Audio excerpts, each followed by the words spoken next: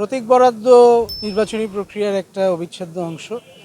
কাজেই সেই অনুযায়ী আজকে প্রতীক বরাদ্দ হয়েছে। এখানে 7টি দলের প্রার্থীদের জন্য প্রতীক বরাদ্দ হয়েছে। সেভাবেই এখানে নির্বাচনী কার্যক্রম শুরু হবে ইনশাল্লাহ।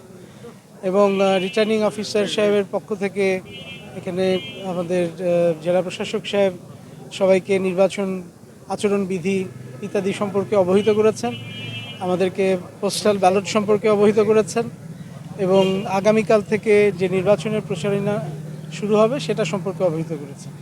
তো সেগুলো সব কিছু সমুন্নত রেখে আমরা সামনের দিকে ইনশাল্লাহ যাতে একটা সুষ্ঠু এবং সুন্দর নির্বাচন হয় সেই লক্ষ্যে আমরা আমাদের প্রচারণা চালিয়ে যাব।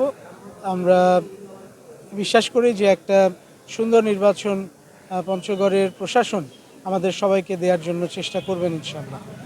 আর এখানে আরও একটা কথা হচ্ছে যে আমাদের এটা মনে রাখতে হবে যে এই নির্বাচন বাংলাদেশের জন্য অত্যন্ত গুরুত্বপূর্ণ, বাংলাদেশকে গণতন্ত্রের পথে ফেরত নেওয়ার জন্য অত্যন্ত গুরুত্বপূর্ণ।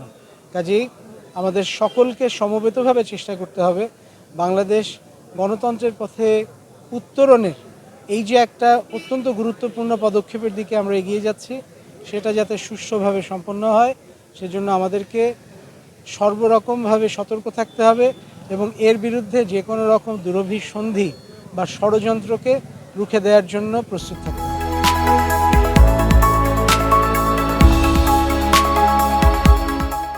দিনাজপুর টিভি, মানুষের জীবনের কথা বলে।